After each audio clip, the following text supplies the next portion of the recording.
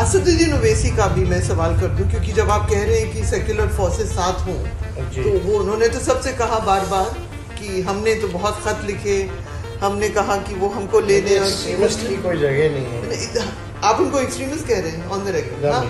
हाँ, एक्सट्रीमिस्ट की कोई जगह नहीं कि जो तुम्हारे सामने नहीं झुकता, जो तुम्हारे सामने नहीं बिकता, जो तुम्हारे बाप से नहीं डरता, तुम उसको चरमपंथी कहते हो। तुम में इतनी नफरत है, एक चेहरे पे दाढ़ी, सर पे टोपी, तो एक्सट्रीमिस्ट। बताओ कोचा दामन की जनता, क्या ओवैसी आतंकवादी है? क्या ओवैसी चरमपंथी है? क्या ओवैसी एक्सट्रीमिस्ट है? जरा जोर से बोलिए, बहरों को सुनाई नहीं देता पटना के। अरे एक्सट्रीमिज्म अगर कर रहे हैं तो आरएसएस कर रही है, एक्सट्रीमिज्म कर रही है तो बीजेपी कर रही है। जो बीजेपी का एक मंत्री ने बिहार के मुसलमानों को नमक हराम कहा, मगर तेजस्वी उसको नहीं बोलता। किसको बोलता है? एक मर्द मुजाहिद को बोलता है। जब ओवैसी खड़ा हुआ भारत के सालिमियत के नाम पर, तो पाकिस्तान के तमाम लोग बोल रहे, ये शेरवानी, सर पे टोपी, चेहरे पे दाढ़ी, ये एक्सट्रीमिस्ट है, ये चरमपंथी है, आतंकवादी है। तो लगता है तेजस्वी तुम पाकिस्तान से ये लफ्ज उठाए हो। तेजस्वी तक जिंदा हूं, पीछे हटना मेरी फितरत में नहीं है। मर जाऊंगा मगर पीछे नहीं उठूंगा सीमांचल के लिए। कट जाऊंगा मगर झुकने नहीं दूंगा सीमांचल की जनता को, इंशाअल्लाह ताला। तुम मुझे चरमपंथी आतंकवादी कहकर तुमने कोचा दामन और सीमांचल की जनता की तौहीन की है। तुमने हैदराबाद, तेलंगाना, महाराष्ट्र, उत्तर प्रदेश की जनता की तौहीन की है। हम सियासत को जानते हैं और तुम्हारे जैसे लोगों को तो उंगलियों में खेल लूंगा इंशाअल्लाह ताला। आज तेजस्वी कहता है ओवैसी एक्सट्रीमिस्ट है, चरमपंथी है। तेजस्वी सुनो, तुम कभी बाबा साहेब अंबेडकर का संविधान पढ़ ही नहीं सकते, मुझे मालूम। कुछ भी होगा, उस बाबा साहब के अंबेडकर के संविधान पर, अल्लाह के नाम पर मैंने 2 मर्तबा बहैसियत विधायक उस वक्त के आंध्र प्रदेश में 2 मर्तबा हल्फ लिया, मुझे चार मीनार से मुंतखब किया। 5 मर्तबा मुझको हैदराबाद की आवाम ने विधायक मुंतखब किया। मैं बाबा साहब के संविधान पर हाथ रखकर अल्लाह के नाम पर हल्फ किया।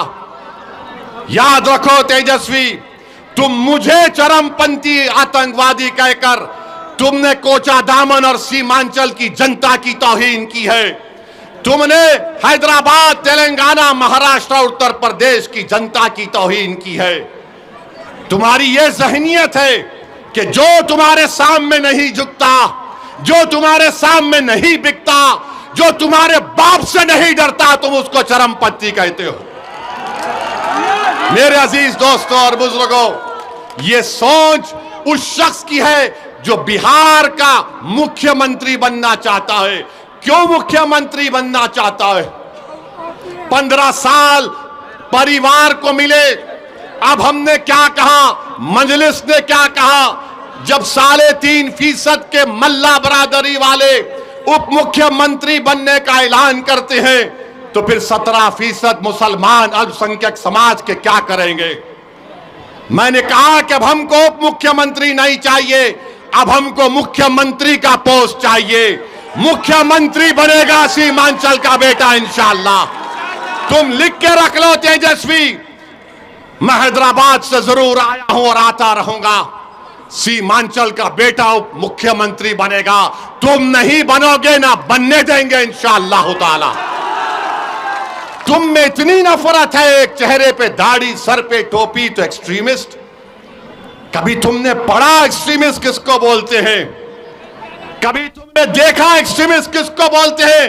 अरे सुन तेजस्वी, जब भारत को जरूरत पड़ी पाकिस्तान के आतंकवाद के उस बुज़दिलाना हमले पहलगाम के बाद, तो जब मैंने भारत के पक्ष में बोलना शुरू किया, तो पाकिस्तान के जालिम लोग बोल रहे थे कि भारत में एक ओवैसी है, जो चरमपंथी है, तो मालूम हुआ पाकिस्तान के लोगों की जबान अब तेजस्वी बोल रहा है। समझा आपने? पाकिस्तान में जो दहशतगर्द बैठे हैं, जिन्होंने हमारे 26 भारत के नागरिक को मारा क्योंकि वो हिंदू थे, जब ओवैसी खड़ा हुआ भारत के सालिमियत के नाम पर, तो पाकिस्तान के तमाम लोग बोल रहे ये शेरवानी, सर पे टोपी, चेहरे पे दाढ़ी, ये एक्सट्रीमिस्ट है, ये चरमपंथी है, आतंकवादी है। तो लगता है तेजस्वी तुम पाकिस्तान से ये लफ्ज उठाए हो, इतनी मोहब्बत तुमको पाकिस्तान से हो गई तेजस्वी। मुझे पाकिस्तान से कभी ना मोहब्बत थी ना रहेगी। मेरी रगों में उन लोगों का खून है जिन्होंने पाकिस्तान को जाने वालों का बायकॉट किया। मेरी रगों में उन लोगों का खून है जिन्होंने अंग्रेजों को मार के भगाया था। हमको भारत के नागरिक होने का फख्र है, मगर यह शख्स चरमपंथी कहता है, वो पाकिस्तान के आतंकवादी भी मुझे एक्सट्रीमिस्ट और आतंकवादी कहते हैं। तो लगता है तेजस्वी को तालीम पाकिस्तान के आतंकवादी दे रहे हैं, पाकिस्तान के आतंकवादी दे रहे हैं। बोलो बाबू बोलो, याद रखो तेजस्वी, असदुद्दीन ओवैसी को तुमने पहचाना नहीं, तुम जानते नहीं असदुद्दीन ओवैसी को। मैं बागों में चलकर, चमन में चलकर यहां तक नहीं पहुंचा सीमांचल को। मैं 4 मरतबा जेल को गया हूं। एक दिन, एक वक्त 45 दिन अकेले जेल में था, जेल की कोठरी में था। चंद्राबाबू नायडू समझ रहा था कि ओवैसी को अकेले जेल की कोठरी में रखने से ये टूट जाएगा। मैं टूटा नहीं, मेरे अल्लाह का करम था। मैं दुआएं करता था, मस्जिद, उस जेल में नमाजें पढ़ता था और अल्लाह से दुआ करता था कि रब्बे करीम, जेल को जाना सुन्नत है, तू मेरी इस चीज को कबूल कर ले। और मेरे जिंदगी का अजीम मकसद ये है, जेल में मैंने दुआ की कि परवरदिगार, ये जिंदगी तेरी दी हुई अमानत है। मेरी आंख तू बंद करने से पहले मेरी एक ही दिली तमन्ना है कि गरीब और मजलूम अवाम की एक सियासी क़ियादत खड़ा कर दे। जेल में मैंने दुआ की थी, नहीं मालूम आज मैं सीमांचल को आ गया। आपसे बात कर रहा हूं, 29-28 साल पुरानी बात कर रहा हूं, और ये आकर कहता है चरमपंथी, आतंकवादी। तेजस्वी तुमको बहुत भारी पड़ेगा। 11 तारीख के दिन जब कोचादामन की जनता जाएगी तो वोट डालेगी दलालों के लिए नहीं, बल्कि शराफत के नाम पर वोट डालेगी इंशाअल्लाह ताला। तुमने मुझे एक्सट्रीमिस्ट कहा ना, अब तुम देखते जाओ। अरे ये जबान बहुत दराज है। याद रखो, जब ओवैसी ने कहा कि 17% का मुख्यमंत्री होगा, अब्दुल्ला का बेटा मुख्यमंत्री होगा, ईसा का बेटा, फातिमा का बेटा बिहार का मुख्यमंत्री होगा, तो लोग इंशाअल्लाह, तो लोगों ने कहा तेजस्वी को बड़ी तकलीफ हुई, वो बहुत परेशान है, ये ओवैसी क्या बोल रहा है। अरे बाबू, ख्वाब देखना गुनाह नहीं है, दुआ करना गुनाह नहीं है, मगर ख्वाब और अपने अज़ाइम को, अपने ख्वाहिशों को पूरा करना, अगर उसमें इखलास है तो अल्लाह कामयाबी देने वाला है। यादव 14% है और तेजस्वी 36% यादव को टिकट देता है। इजहार अस्वी को इस्तेमाल किया, पीठ पे खंजर मारा, और जिसमें ज्यादा जहर था उसको टिकट दे दिया। और हम चरमपंथी हैं, हम एक्सट्रीमिस्ट हैं। बताओ मेरे अजीज दोस्तों और बुजुर्गों, कोचादामन की जनता, आपने हमेशा मजलिस का साथ दिया। इजहार अस्वी साहब को आपने 79,000 वोट देकर कामयाब किया। पार्लियामेंट के इलेक्शन में 2024 में 65,000 वोट सबसे ज्यादा आपने अख्तरुल ईमान को दिए।